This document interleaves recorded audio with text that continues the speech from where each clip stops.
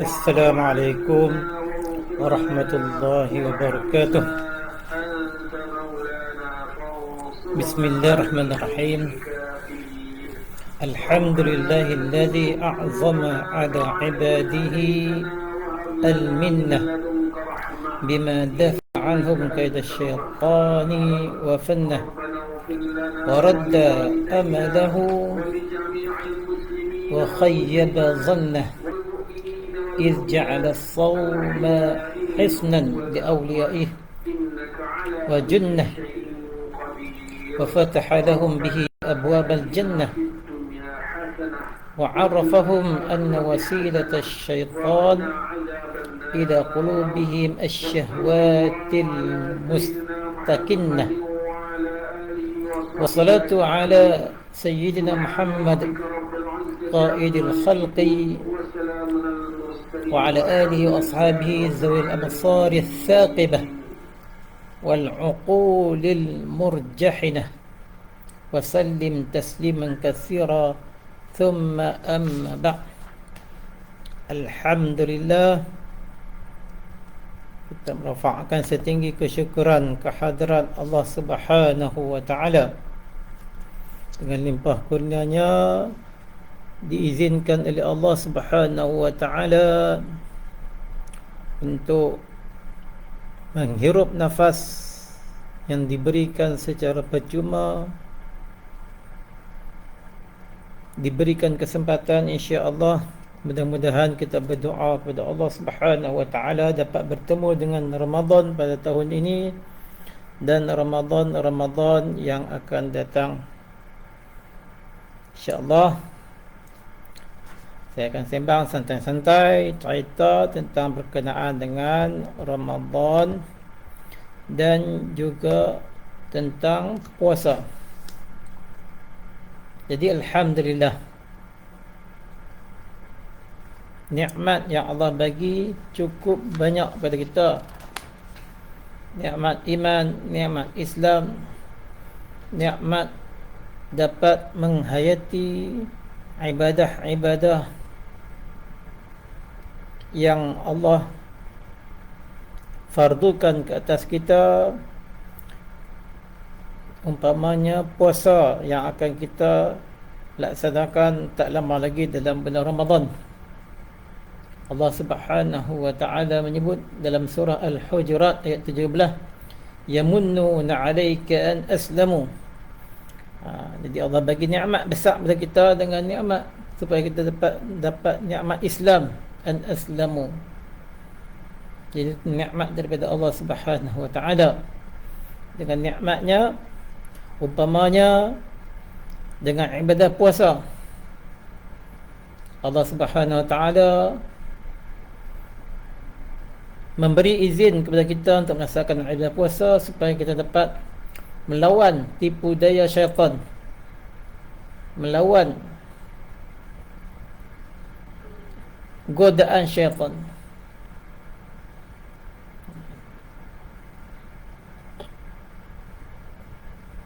Yang mana Allah Subhanahu wa Ta'ala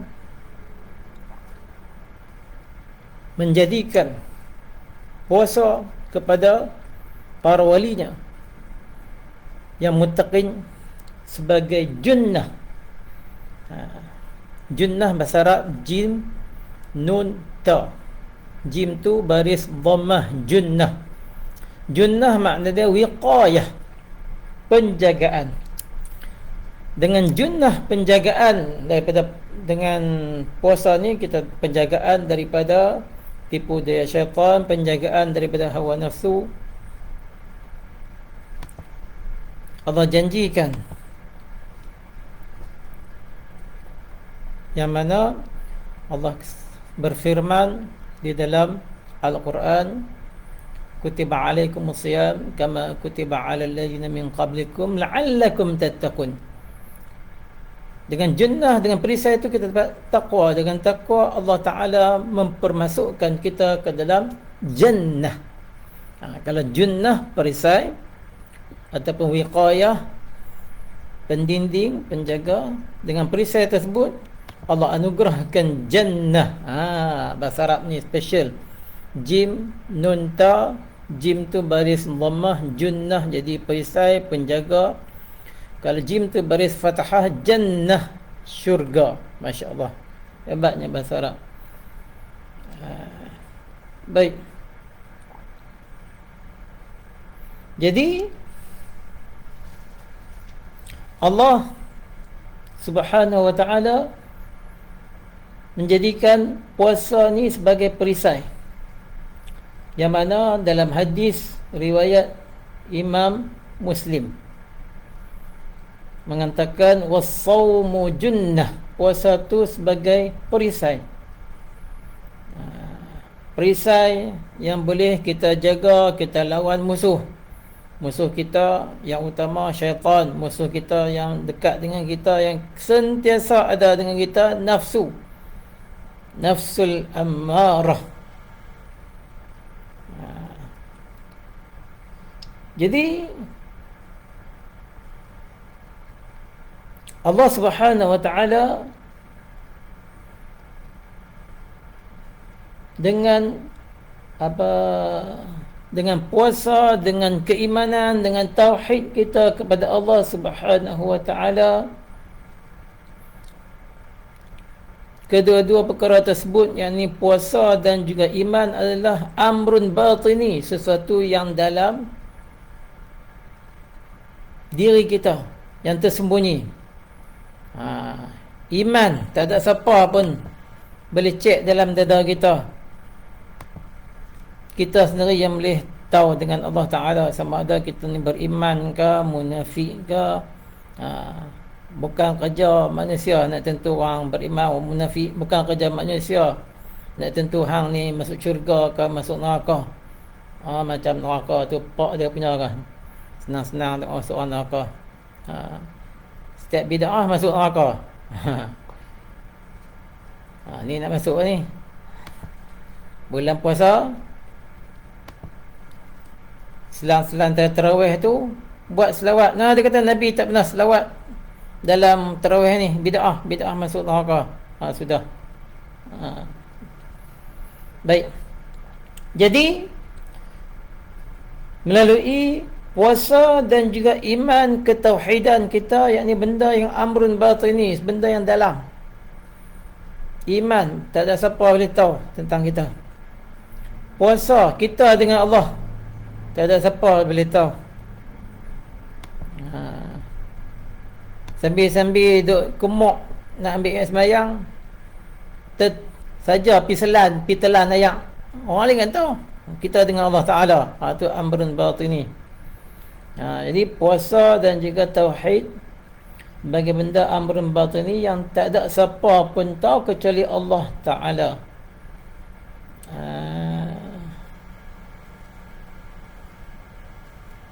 Jadi kerana itulah la ilaha illallah, iman la ilaha illallah sebagai pendinding yang akan dijanjikan Allah Subhanahu wa ta'ala masuk dalam syurga.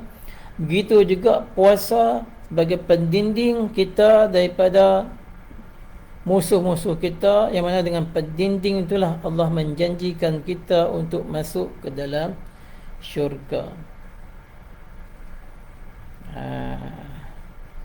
Baik.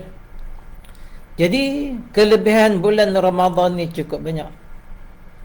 Apabila masuknya bulan Ramadan, dibukakan pintu-pintu syurga. Idza jaa Ramadan futihas abwabul jannah, dibuka pintu syurga.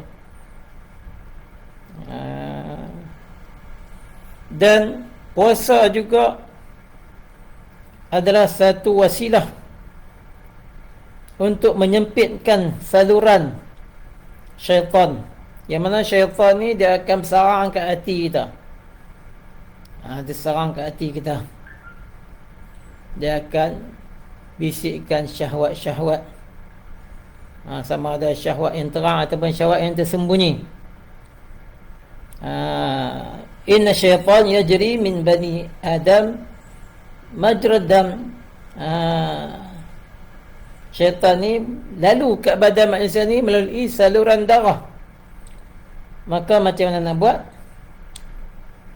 Fasaddu majarihi bil ju'i wal atash. Hadis suruh kita buat apa? Sempitkan laluan syaitan tu dengan melalui kita lapar dan dahaga. Lapar dan dahaga tu adalah sebab yang membantu kita untuk kita nak lawan dengan godaan syahwat, godaan syaitan. Jaga benda tu. Jadi kelebihan yang Allah Subhanahu wa taala anugerahkan kepada kita pada bulan Ramadan, 11 bulan perut kita sentiasa diisi, sebulan perut kita berhenti daripada proses makan pada siang hari supaya kita sihat. Itu sihat. Dan supaya kita selamat daripada godaan syaitan. Baik.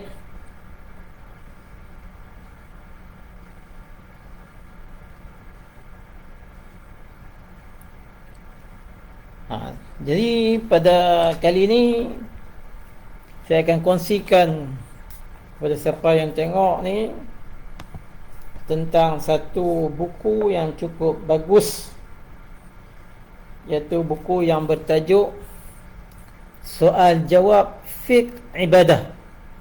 Yang ni jilid 3. Jilid 3 bab puasa, haji, korban dan akikah. Bab puasa lah yang syoknya. Jilid 1 saya tak jumpa lagi jilid 1 dengan jilid 2. Mungkin jilid 1 tentang bayang lah kot. Himpunan soal jawab. Bagus buku ni, dia melalui soal jawab. Cukup syok.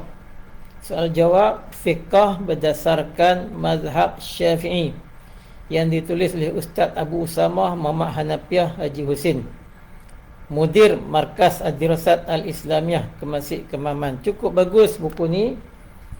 Saya beli dulu di Pustaka Darussalam Sungai Petani di sebelah Jabat Zakat Kuala Muda di Bandar Laguna Mabuk. Dan bagusnya kitab ni, alhamdulillah ada orang buat kitab-kitab ni dalam bentuk bahasa yang mudah dan cukup bagus kitab ni kerana dia ada disertakan dengan rujukan-rujukan. Bagi siapa nak rujuk kitab-kitab sumber asal, kita boleh tengok. Saya akan baca sikit. Saya ambil sebagai santai-santai saja kita tentang beberapa persoalan, beberapa hukum puasa. Baik, yang pertama saya ambil, mandi wajib selepas subuh, sahkah puasa? Contohnya orang perempuan yang suci daripada haid, nifas, mandi selepas masuk waktu subuh.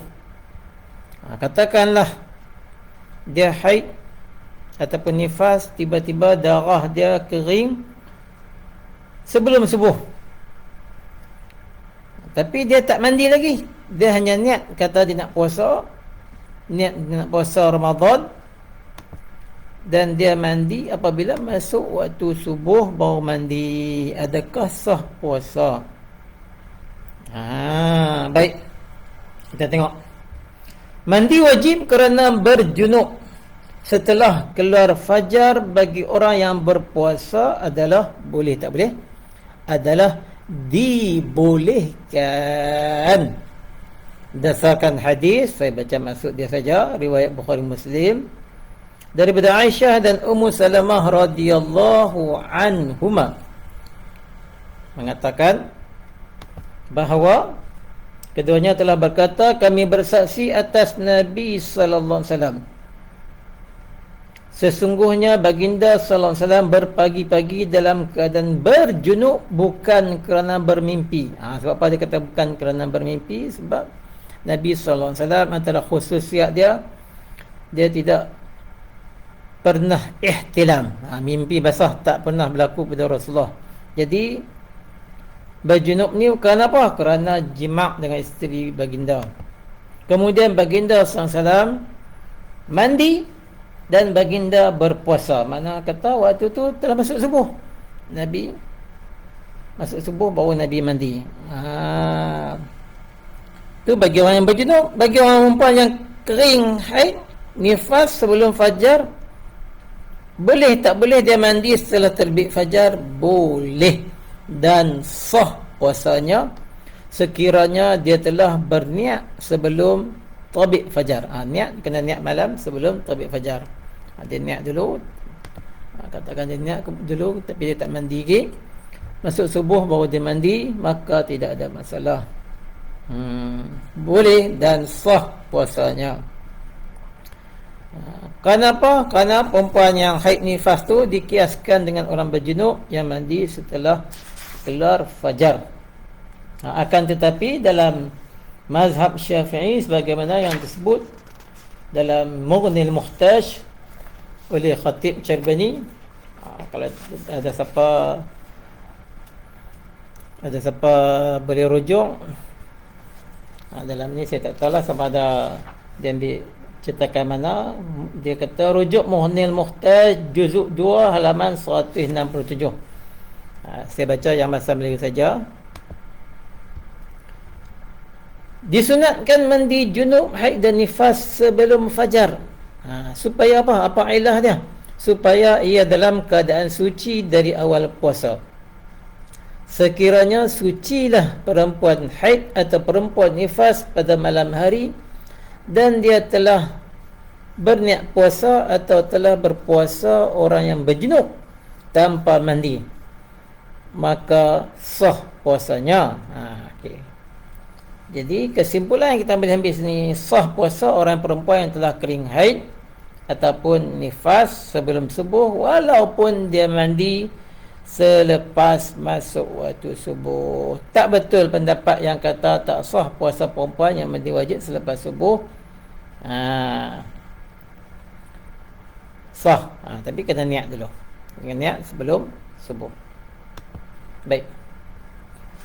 Kemudian masalah yang seterusnya saya nak ambil sini, masalah tentang orang perempuan ni. Dia masukkan kapas dalam farash dia, batal kada puasa. Orang perempuan ni dia nak tengok ada darah kelak, dia pun masuk kapas dalam farash dia. Jadi pada dasarnya antara perkara yang membatalkan puasa ialah memasukkan sesuatu ain. Ain tu apa? Benda. Jirim. Apa lagi nak terjemah ain? Sesuatu ain ataupun benda ataupun jirim ke dalam rongga melalui lubang yang terbuka, iaitu rongga yang terbuka. Rongga yang terbuka macam mulut, telinga, hidung, mata lain. Mata bukannya rongga terbuka. Jadi bagi orang macam contoh kencing manis, katakan pi hospital ataupun sakit mata, pi titik ubat dalam mata, maka tidak membatalkan puasa. Sebab mata tidak dikira sebagai rongga yang terbuka. Baik. Jadi masukkan benda ataupun jirim ataupun ain ke dalam rongga yang terbuka adalah membatalkan puasa. Jadi farash wanita termasuk dalam kategori rongga ataupun lubang terbuka. Dia ada rongga, dia ada yang terbuka lah kita kata. Jadi memasukkan sesuatu seperti kita kata cotton bud ataupun jari ataupun yang seumpama dengannya ke dalam farash akan membatalkan puasa. Atas sebab tu kita kata contoh wanita yang keluar darah istihadah, dia tak boleh meletakkan kapas dalam farashnya untuk menunaikan solat ketika dia sedang berpuasa. Sebagaimana yang disebut oleh Syekhul Islam Zakaria Al-Ansari dalam kitab Asnal Matalib. Dia tulis ni juzuk 1 halaman 102. Jika wanita mustahadah Mustahadhah ni perempuan yang mengalami masalah istihadhah. Jika wanita mustahadhah itu sedang berpuasa atau dia terganggu dengan sebab darah yang berkumpul, maka dia tidak wajib meletakkan kapas. Tak wajib. Pada dia berpuasa, dia tak wajib letakkan kapas kat tempat rongga tu. Bahkan wajib bagi wanita yang berpuasa untuk tidak meletakkan kapas. Lazim bagi dia untuk tidak meletakkan kapas. Cuci semayang macam tu je lah. Jangan tak letak kapas masuk dalam rongga tu. Hanya dibolehkan masukkan kapas dalam faraj dalam dua keadaan saja. Keadaan pertama, jika darah, kita kata jika darahnya darah haid lah kita, jika darahnya berhenti sebelum subuh. Dalam keadaan ini dia boleh memasukkan sesuatu untuk melihat sama ada, nak tengok ada ke tak darah. Sebab apa dibolehkan? Sebab mula ibadah puasa tu bila? Mula ibadah puasa tu masuk waktu subuh. Subuh masuk lagi, subuh tak masuk lagi, maka bolehlah dia masukkan kapas ke dalam farajnya. Keadaan kedua, orang dalam keadaan darah haid, darah dia berhenti pada siang hari, jadi boleh untuk dia masukkan kapas ataupun sesuatu untuk lihat sama ada masih ada darah, wujud darah ataupun sebaliknya. Sebab apa? Sebab apa dibolehkan? Sebab memang dia tengah haid. Mana boleh berpuasa pada hari itu? Sebab haid dia masih keluar pada sebahagian siang hari. Jadi dia tak puasa, maka tak ada masalah untuk dia nak masukkan kapas ataupun yang seumpamanya ke dalam farajnya. Untuk dua tu sajalah.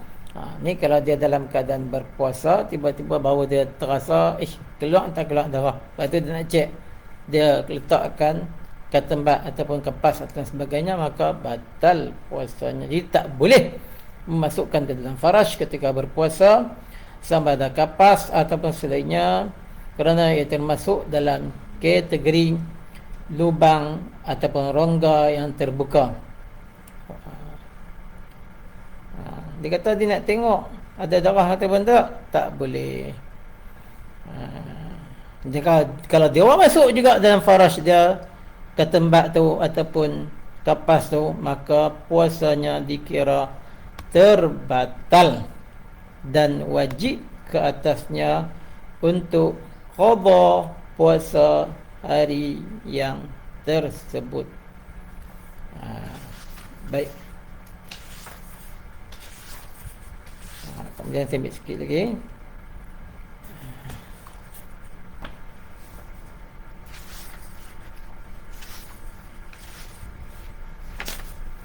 Guna inhaler. Siapa guna inhaler? Batal ke tak puasa dia? Guna inhaler ni. Baik.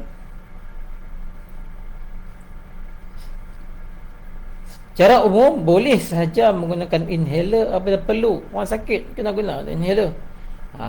Adapun dari sudut hukumnya, ia membatalkan puasa menurut pandangan mazhab Syafi'i dan jumhur ulama, kerana terkandung di dalamnya ain. Dalam inhaler tu ada ain, ada jirim, ada benda yang seolah-olah kita kata macam ayak. Dia ada ayak tu. Jadi mungkin orang tanya, kenapa inhaler membatalkan puasa? Baik. Walaupun inhaler ni bukanlah termasuk dalam kategori makanan atau minuman, namun ia tetap dikira dalam perkara sesuatu yang membatalkan puasa. Puasa dia terbatal sebab dia memasukkan apa? Dia memasukkan sesuatu jirim ke dalam rongga. Dia masukkan jirim ke dalam rongga. Tak kira sikit ke banyak ke, sikit ke banyak ke, batal puasa. Kata sikit ustaz, sikit ya, tak boleh. Sikit ke banyak ke, apa saja jenis inhaler tu, apa saja ain, apa saja zat, apa saja jirim, sama ada makanan, minuman ataupun selainnya, benda tu adalah membatalkan puasa. Sama macam isap rokok. Jirim daripada rokok, asap tu masuk dalam rongga, walaupun rokok tu bukannya makanan, bukannya minuman. Kenyang kan makan rokok? Tak. Ada orang makan rokok. Baik. Ada orang kata pula, ustaz, samalah hukum macam saki baki kumur. Dia kata ambil inhaler ni sama saja macam saki baki air selepas kita berkumur ataupun istinsyak. Istinsyak ni kita masukkan air ke dalam hidung waktu tengah ambil wuduk. Jadi dia kata macam mana saki baki air tu, bila kita berkumur, kita ludah, ada kesan itu bukan saja kita minum, tapi kesan dia, maka tidak membatalkan puasa. Sebab masyaqqah nak ludah habis semua tu, mungkin ada sikit yang terkesan dalam masuk dengan campak dengan air, maka itu tak batalkan puasa. Tapi inhaler, dalam masalah inhaler tak boleh dikiaskan dengan benda tu. Inhaler tak boleh dikiaskan dengan saki baki kumur. Kerana apa? Qiyas di sini ulama kata qiyas ma'al farid. Qiyas yang mana wujudnya perbezaan antara dua perkara tersebut, illah dia tak sama. Jadi qiyas macam ni adalah qiyas yang salah, qiyas yang fasid, tak boleh pakai qiyas ni. Sebab apa? Tujuan, niat asal berkumur-kumur istinsyak tak sama dengan pengambilan inhaler ni.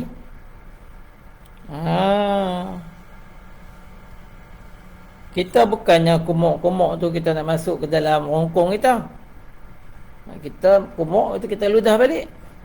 Adapun kita menyedut inhaler tu memang bertujuan untuk memasukkan ain, air yang dalam inhaler tu ke dalam paru-paru, yang pastinya dia akan melalui laluan kerongkong kita dan rongga-rongga terbuka.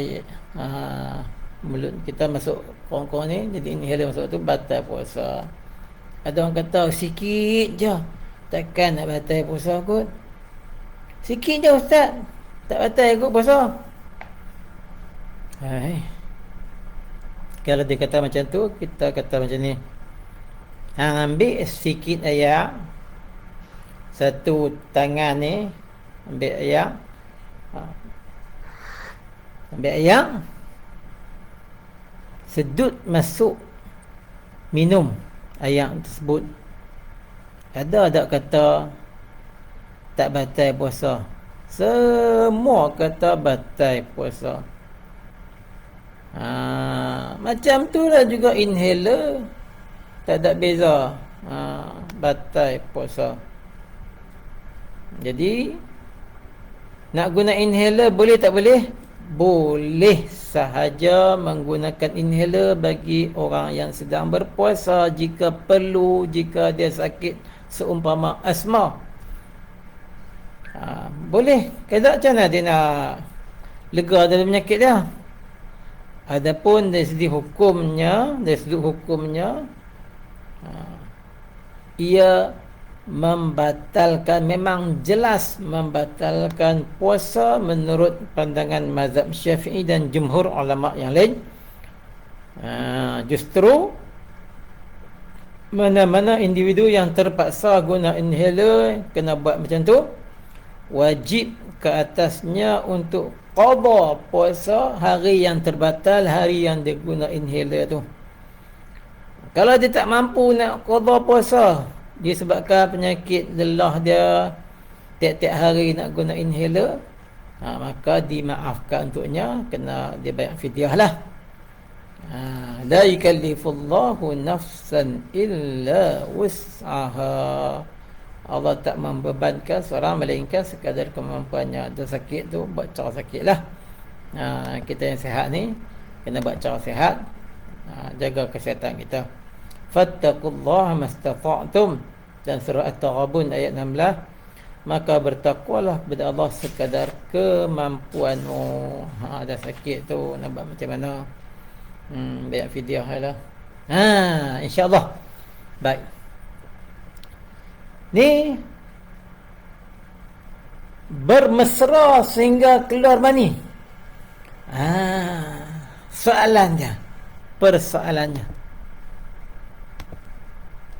jika keluar mani tanpa bersetubuh ketika siang Ramadan, adakah batal puasa? Misalnya, contohnya, ia terjadi disebabkan bermesra, bergurau senda, muqaddimah jima' bersama dengan isteri, lepas tu keluar air mani, batal ke tak puasa?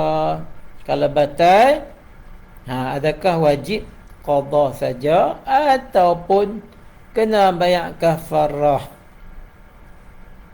Baik. Batal ke tak puasa dia? Batal puasanya jika keluar mani kerana bermesra, kerana bersentuhan, kerana muqaddimah jima' meskipun tidak bersetubuh. Sebagaimana disebut oleh Imam Nawawi dalam Minhajul Talibin halaman 107. Terjemahan dia, batal puasa bila keluar mani dengan sebab lamsin, bilamsin, dengan bersentuhan, wa qublatin, bercumbuan, wa mudaja'ah, dan tidur bersama. Siang-siang pun tidur bersama dengan isteri, tiba-tiba keluar mani, walaupun tak setubuh, batal puasa.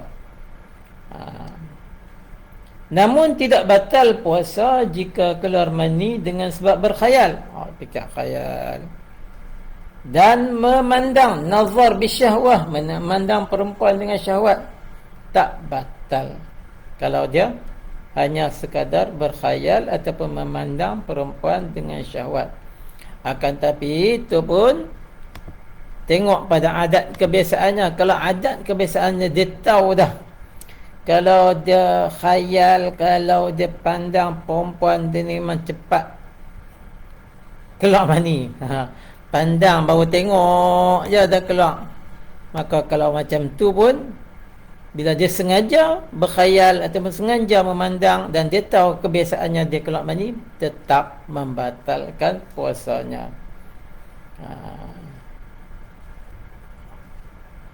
Jadi bila dia keluar mani tanpa bersetubuh, kena kafarah tak? Kena kafarah ke tak? Dia wajib qada puasa tu, puasa yang batal sebab keluar mani, tapi dia tidak dikenakan kafarah. Sebab apa dia tak kena kafarah? Sebab bukanlah terbatal disebabkan bersetubuh. Bukan sebab bersetubuh. Kalau sebab bersetubuh, barulah kena bayar, kena kafarah. Tapi dia tak setubuh, kena qada saja. Sebagaimana disebut oleh Imam Nawawi dalam Minhajul Talibin halaman 110, wajib kafarah sebab merosakkan puasa sehari dari bulan Ramadan dengan jima'. Dengan jima' yang ia berdosa dengan perbuatan jima' itu kerana puasanya. Kalau orang yang tak puasa dalam musafir, tak apalah. Jadi batal puasa. Batal puasa siapa? Batal puasa bagi siapa? Bagi orang yang keluar mani kerana bermesra, kerana bersentuhan, muqaddimah jima' dengan siapa? Kalau bukan isteri tu memang dosa banyak lah. Wal dengan isteri, meskipun tidak berlaku persetubuhan, diwajibkan qada semula puasa tersebut tanpa perlu bayar kafarah. Tuan tengok cerita dia. Baik. Kemudian satu lagi persoalan. Jika tinggal puasa di pertengahan Ramadan, perlu niat semula ke tak? Ni bagi setengah orang yang dia bertaklid kepada mazhab Maliki pada malam pertama Ramadan, niat sebulan. Tapi tiba-tiba di pertengahan Ramadan tu dia tak puasa. Contohnya orang perempuan lah, kedatangan haid misalnya. Baik. Ataupun mungkin kerana dia jatuh sakit pada pertengahan Ramadan dan dia tak puasa 3 hari. Lepas dia sembuh tu, dia nak kena niat semula ke tak? Niat yang dia puasa Ramadan tu sebulan tu. Ataupun niat tu dah jadi, kira masih sah. Tu dia. Jadi menurut mazhab Maliki, kita bertaklid dalam mazhab Maliki masalah ni, kerana kalau ikut mazhab Syafi'i, niat puasa wajib seperti puasa Ramadan, puasa qada, puasa nazar, puasa kafarah, kena niat pada malam dan pada tiap-tiap malam. Kalau bulan Ramadan, tiap-tiap malam.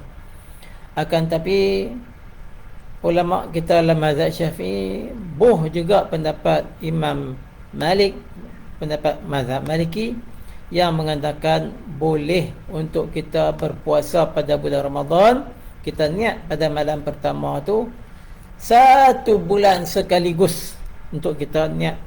Takut-takut kalau malam-malam ada selepas tu kita terlupa, kita pakai yang kita niat pada malam pertama tu. Jadi menurut mazhab Maliki, bila terputus sahaja puasa yang disyaratkan untuk dilakukan secara berterusan seperti puasa Ramadan, maka wajib untuk memperbarui semula niat tersebut. Ini diambil dalam kitab mazhab Maliki, Mawahibul Jalil fi Syarhi Mukhtasar Al-Khalil.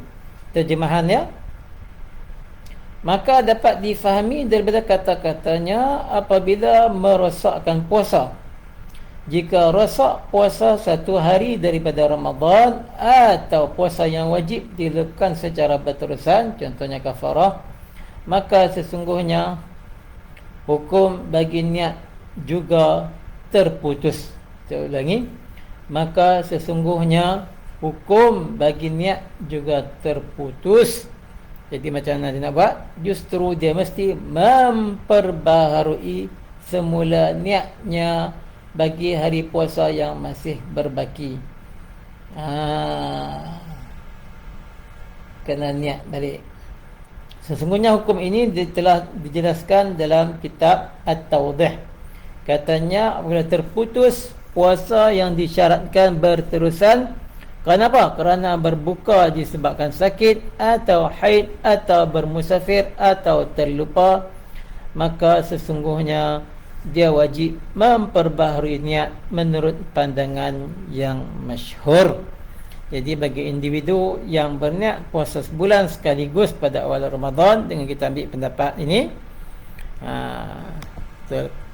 ikhtilafu ummati rahmah, ikhtilaf para ulama tu sebagai satu rahmat bagi kita. Ada pendapat mazhab Maliki kata boleh niat sebulan terus direct kita pakai tu, senang kita kita takut-takut terlupa. Terlupa pada malam-malam yang esok, yang seterusnya tu kita ada malam kita terlupa tu, kita pakai niat yang pertama tu. Tapi bagi mazhab Syafi'i kena niat tetap malam juga. Cuma kemudahan tu ikhtilaf ulama adalah satu rahmat bagi kita pakai pendapat yang mazhab Maliki. Kalau terlupa kita pakai sebulan direct terus insya-Allah. Baik. Individu yang berniat puasa sebulan sekaligus pada awal Ramadan namun dia tidak berpuasa sehari atau lebih atas sebab-sebab yang dinyatakan di atas, maka dia wajib memperbaharui semula niat puasanya. Maka dia